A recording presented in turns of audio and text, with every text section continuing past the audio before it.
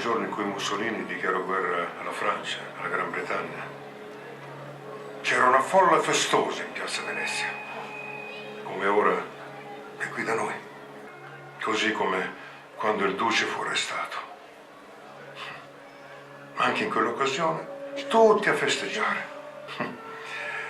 Gli italiani sono fatti così, un popolo che non perde l'occasione per brindare o per illudersi che le cose possano andare meglio di prima. La Camera di Commercio di Treviso e la Treviso Film Commission hanno presentato anche nella multisala Corso del capoluogo della Marca la proiezione di Red Land, Rosso Istria, il film presentato in anteprima alla Mostra del Cinema di Venezia, ispirato alla tragica vicenda della studentessa istriana Norma Cossetto, laureanda all'Università di Padova, torturata e infoibata dai partigiani di Tito. In rappresentanza della Regione Veneto, alla proiezione del film prodotto da Venice Film con la regia di Massimiliano Hernando Bruno in collaborazione con Rai Cinema e l'Associazione Nazionale Venezia Giulia Dalmazia, era presente l'assessore Federico Caner. Non a caso la Giunta Veneta ha voluto utilizzare una parte dei fondi europei POR-FESR, circa 5 milioni di euro, da destinare proprio alla cinematografia.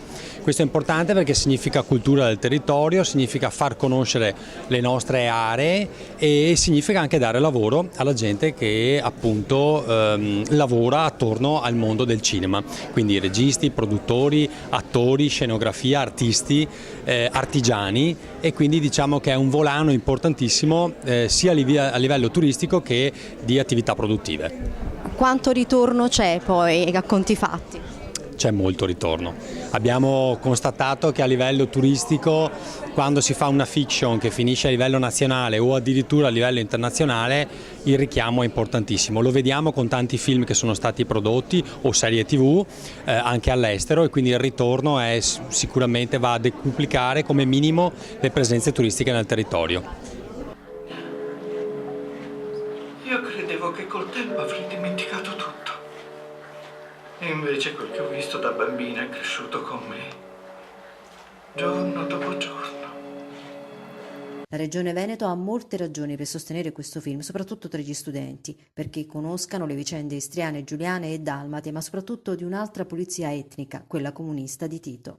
Anzi, i giovani secondo me dovrebbero essere responsabili nel presente per poter ancora ricordare, per non dimenticare, per essere consapevoli di quello che è successo, per poter poi creare un futuro. Quindi da giovane posso dire che sono solo che onorata di aver partecipato a questo progetto che mi ha fatto comprendere ancora di più un fatto storico che già conoscevo, una tragedia immane per l'Italia, per tutti gli italiani indistintamente, quindi mi sento responsabile e onorata appunto di averlo fatto.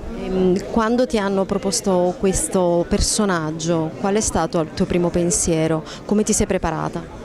Ho studiato tutto quello che potevo trovare, le testimonianze che riguardavano Norma. Sono andata in Istria, sono andata a Visinada, San Domenica, anzi perché ci tengono molto i parenti di Norma.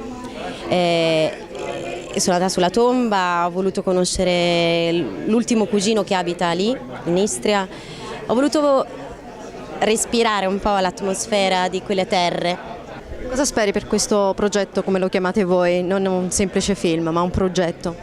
Io spero che questo progetto sia accolto da tutti, che ci sia per la prima volta in Italia una condivisione assoluta da parte di tutti quanti, indipendentemente dalle ideologie politiche. Che sia per la prima volta un momento in cui davvero ci si raccolga tutti quanti per onorare delle persone che sono morte ingiustamente e che sono morte appunto gli italiani.